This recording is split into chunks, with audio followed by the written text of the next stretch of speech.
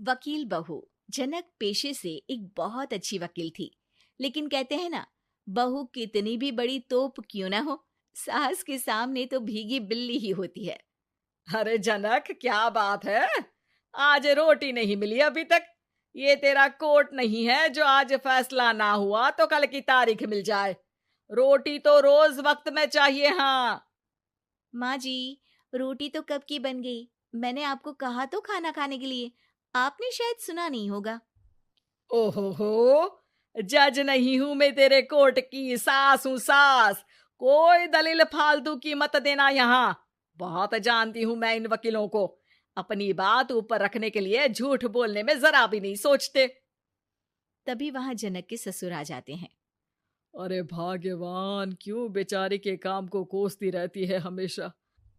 मैं भी तो था वहां जब ये आई थी तुझे रोटी खाने को बुलाने के लिए। सास को तो अब गुस्सा आ जाता है कि कैसे किसी ने बहू की साइड ले ली।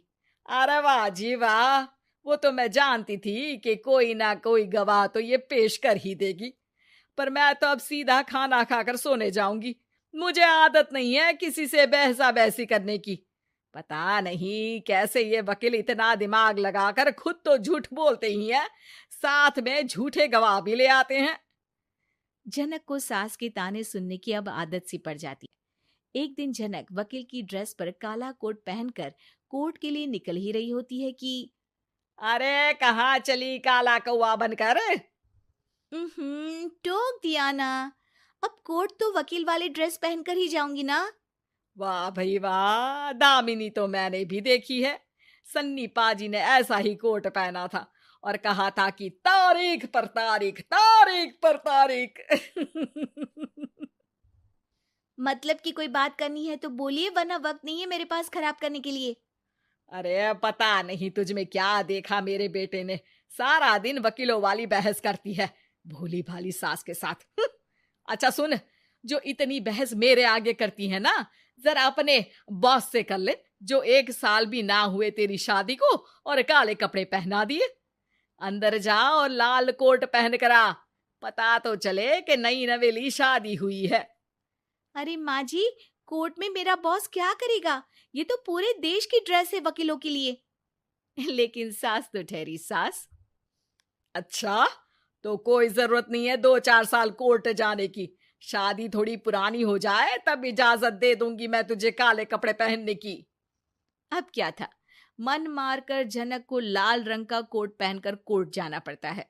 उसके जाने के बाद आहा, बढ़िया, ये पूरे देश की ड्रेस की बात करने वाली। अरे पहना दिया ना लाल कोट। अब सास आए दिन या तो जनक को उसके काम का ताना देती, या फिर उसका काम छुड़वा देने की धमकी। तंग आकर एक दिन जनक पति से कहती है, मैं सोच रही हूँ कि कोर्ट जाना बंद ही कर दूं। अरे क्यों यार, इतना अच्छा करियर है, क्यों छोड़ने की सोच रही हो? अरे लाल रंग का कोट पहनकर जाना पड़ता है। हर बात पर सास ताना देती है कि वकील तेज होते हैं, सवाल जवाब करते हैं, झूठी दलीलें देते हैं। अरे तो ठीक है ना, वो जो कहती है अपनी समझ से कहती है, लेकिन तुमको तो पता है ना कि सच्चाई क्या है। जनक को पति की बात से हौसला मिलता है कि तभी घर पर कुछ लोग आ जाते हैं। अरे आइए पंच साहब, कैसे आना हुआ? अरे भाई साहब, सुना है कि आपकी बहू वकील है। तभी वहां सास आ जाती है। हाँ है तो, लेकिन क्या हुआ? फिर कहीं बहस कराई क्या? अरे हम तो खुद दुखी है उसके व्यवहार से। अरे भाभी जी, आपको तो पूरा मोहल्ला जानता है कि आप कितना बोलती है। फिर हम यहाँ बहू रानी की कोई शिकायत नहीं, बल्कि अपनी परेशानी लेकर आए हैं। ससुर जी खुश हो जाते हैं। हाँ हाँ, मैं भी बहू को बुलाता हूँ। जनक वहां आती है, सबको नमस्ते करके बैठ जाती है।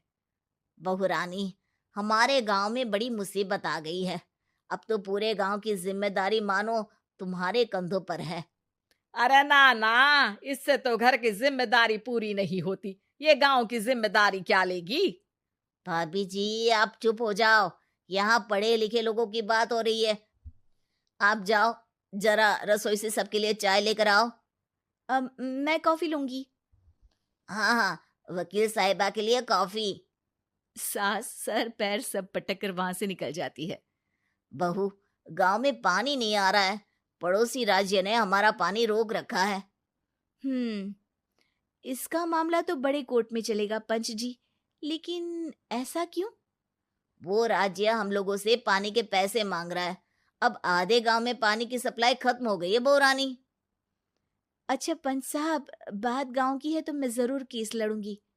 यहाँ एक बार फिर सास की एंट्री हो जाती है। अरे वाह जी वाह, ये काम करवा लो, आप हमारी बहू से बहुत अच्छा करती है। मैं हूं सीधी सादी सास। इस लड़की ने कैसे लड़ लड़ कर मुझे साइड कर रखा है, ये तो अब आपको पता चल ही जाएगा। अरे भाभी जी, आपकी आवाज तो पूरे गांव को सुनाई पड़ती है जब आप बहू रानी को सुंदर वचन सुना रही होती हैं। अरे वकील बहू मिली है, फक्र करो फक्र। हाँ जी हाँ, सारी फकर तो हम लोग ही करें। खैर, अब जो केस लड़ेगी और पानी गांव में आ जाता है तो पंच साहब लिख कर देना होगा कि हैंड पाइप में सबसे पहले मेरी बाल्टी और घड़ा भरेगा। अरे फिर तो हम बहू रानी के नाम पर घर पर ही सप्लाई दे देंगे, लेकिन ये इतना आसान नहीं है। बहू, गांव के पास अभी वकील करने की भी पैसे नहीं है तो। अरे पंच साहब, ये मेरे गांव का मामला है, मैं आपसे एक भी पैसा नहीं लूंगी। सास को बहू की बात पर गुस्सा आ जाता है, लेकिन सबके जाने के बाद झनक मन लगाकर गांव की परेशानियों को दूर करने में लग जाती है। और वो दिन भी आता है कि झनक केस जीत जाती है। अरे आज तो प्लम्बर आकर घर तक पाइप लगा गया है। खुश हो जाओ, मेरे कारण तुम लोगों को घर के अंदर ही पानी मिल जाएगा।